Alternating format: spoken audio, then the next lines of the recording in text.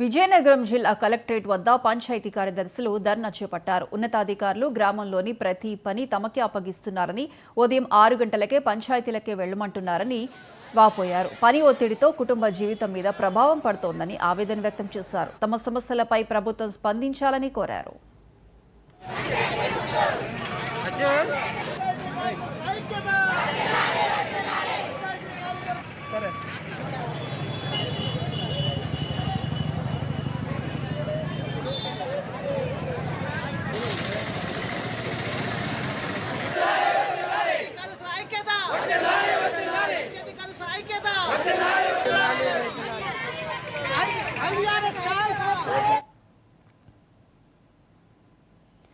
రహమత్ నగర్ సమాధి స్థలం సమస్యను సీఎం రేవంత్ రెడ్డి దృష్టికి తీసుకువెళ్తానని ఏఐసీసీ కోఆర్డినేటర్ నౌమాన్ మహ్మద్ హామీ ఇచ్చారు.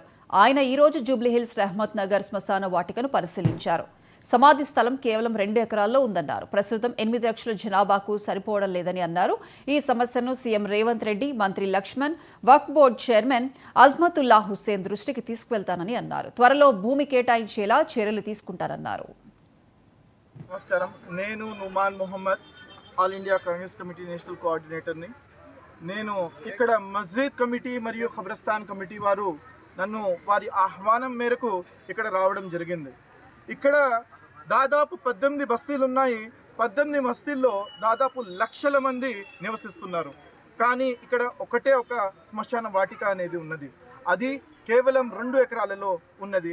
అది మీరు చూస్తున్నట్లయితే ఇదే ఖబరస్థాన్, ఇదే శ్మశాన వాటికలో ఏదైతే మనం ఉన్నామో ఇది కంప్లీట్ ఫుల్గా ఉంది. కానీ ఇక్కడ కావాల్సినటువంటి రాబోయే రోజుల్లో ఏదైతే అంత్యక్రియలు జరగాలో అవి జరగడానికి జాగా లేదు. దీనికి పీజేఆర్ గారి టైంలో ఏదైతే బస్తీస్ ఎస్టాబ్లిష్ అయ్యాయో ఆనాడు 15,000 మంది ఉండేవారు. ఈరోజు దాదాపు 4 నుంచి 5 లక్షల మంది ఉన్నారు. మరి దానికి తగ్గట్టుగా జాగా లేకపోవడం వల్ల వారి రిప్రజెంటేషన్ వరకు నేను ఇక్కడికి రావడం జరిగింది.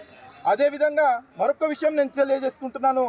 రాజకీయాల కోసం కాదండి, ఇది ధర్మం కోసం, ఇది కావాల్సిన ప్రజల కోసం, ప్రజల అంతిమ సంస్కారాలు జరగడానికి కోసం, ఇది రాజ్యాంగం కలిగిస్తున్న హక్కుల గురించి ఆర్టికల్ 21 ఏ రకంగా అయితే right to life and right to dignity చెప్తుందో దానికి అనుగుణంగా మనం కావాలి అని చెప్పేసి అడిగినప్పుడు మైనారిటీ డిక్లరేషన్లో ఏదైతే మేము